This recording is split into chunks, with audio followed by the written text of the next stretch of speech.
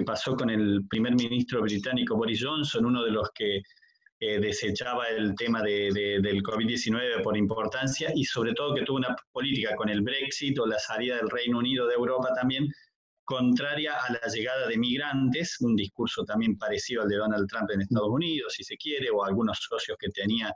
en Europa como los de la Liga Norte o Le Pen en Francia. Después terminó reconociendo al contraer la enfermedad del coronavirus y ser atendido por un enfermero portugués, creo, y la otra enfermera, me parece que si no recuerdo mal, era de Eslovenia o algún otro lugar, terminó reconociendo el papel de los migrantes. Hoy por hoy, ese papel de los migrantes, que para muchos también, como decía antes, y vos me lo reafirmabas, que a veces es un discurso el de la xenofobia, de culpar de todo o lo que ocurre malo al extranjero o al migrante, como que la falta de empleo es porque llegaron demasiados migrantes, o porque si no hay atención primaria de la salud es porque se le da a los migrantes. Hoy por hoy, ¿cambia eso o lamentablemente la situación generada por el COVID-19 puede potenciar ese sentimiento? Lo pregunto de cara a futuro, porque un poco la idea o la madre de este informe es hablando de quienes aceptan o buscan o tienen el desafío de buscar un lugar en otro mundo nuevo, y se supone que el mundo que va a pasar o que va a venir después de la pandemia será un mundo nuevo, pero nadie sabe exactamente cómo será. ¿Cómo te lo imaginas o cómo Europa está reaccionando ahora como para tener un parámetro de lo que puede ser el futuro más cercano? Claro, yo me encuentro como entre dos aguas, te lo debo confesar. Por un lado, estoy muy cercano a las organizaciones de personas migrantes, acompañando procesos de reivindicación de derechos y de reconocimiento de su tarea, ¿no? Y estoy hablando de reivindicación de sus derechos a un trabajo digno, a una protección social igualitaria para todos, o una regularización de su situación administrativa. Aquí en España hay 5,5 millones de personas migrantes y no se conoce muy bien cuántas de esas personas, por ejemplo, se encuentran en situación administrativa irregular, ¿sí? Y veo que, bueno, estas personas están pudiendo en este contexto alzar la voz y tener algunos espacios como de escucha, ¿sí? Y el Estado, por supuesto, creo que es sensible a esta problemática, o por lo menos una parte de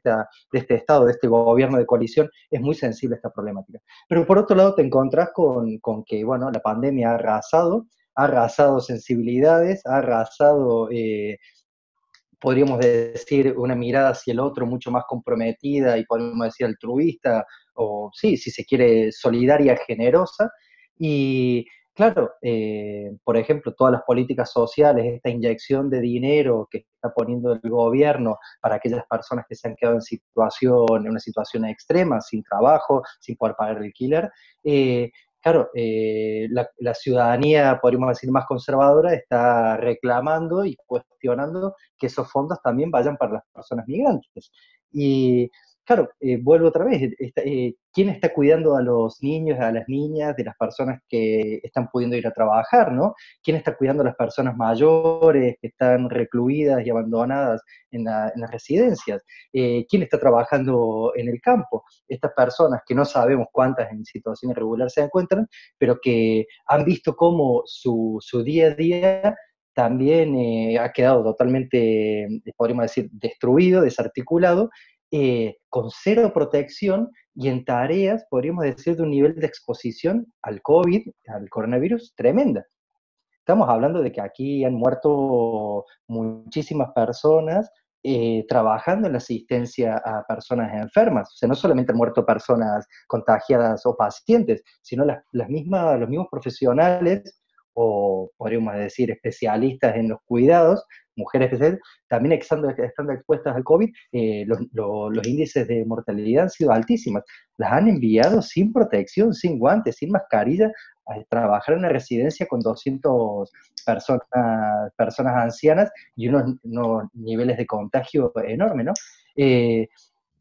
Y bueno, la respuesta de la sociedad, y podemos decir de una parte un poco conservadora, es cuestionar que el Estado se haga cargo también de esas personas, ¿no? Y después, claro, ya a nivel podemos decir como de sistema es estas personas no han podido ir a trabajar, no tienen lo que se le llama aquí el paro, que es como un seguro de desempleo, porque no están contratadas, porque no están legalizadas, no pueden acceder a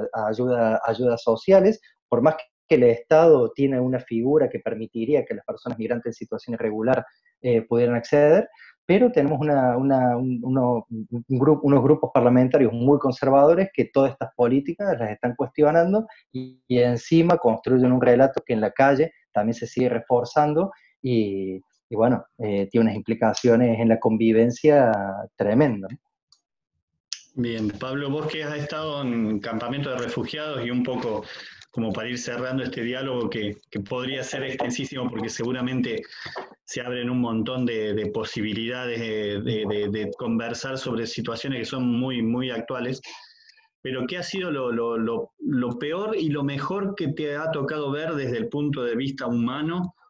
en este trato, tanto de los campamentos de desplazados que están esperando por una vida mejor,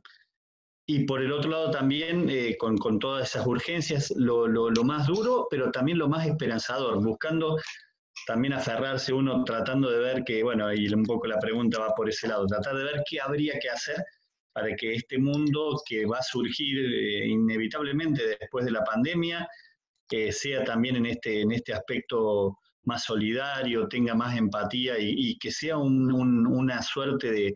construcción colectiva de un hogar que acepte a todos, ¿no? Porque todos en alguna u otra manera tenemos un componente de migrantes y como vos decías al principio de esta charla, está casi en la naturaleza humana desplazarse de un lugar a otro, buscando siempre una mejor opción o estar,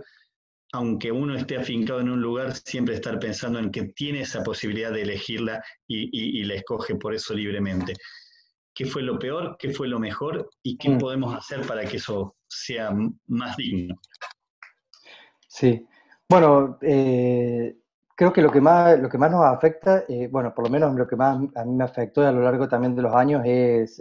corroborar y cada vez ser mucho más consciente de la diferencia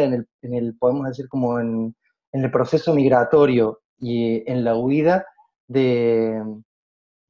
que podemos decir como una diferencia con perspectiva de género, ¿no? La situación que viven las mujeres, y no por compararla con el hombre, pero sí en estos contextos y en estas situaciones, es tremenda, ¿sí? Pongo un ejemplo así,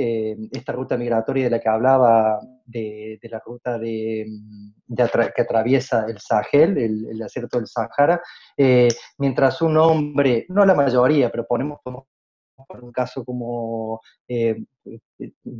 estereotipado, ¿no? De, bueno, es la familia, la comunidad que decide apoyar económicamente y con todos sus recursos a que uno de sus hijos, el más joven, el más espabilado, el con más energía, haga este proceso migratorio, llegue a Francia, Italia, Alemania o a España, se busque la vida y mande dinero para sostener a su familia, ¿sí? Esto una decisión que se toma casi de manera colectiva. A diferencia de la mujer, la mujer en casi la mayoría de los casos está huyendo. Está huyendo de una violación, está huyendo de abuso, está huyendo de maltrato, de casamiento forzoso, está huyendo de que, en muchos casos, de que no la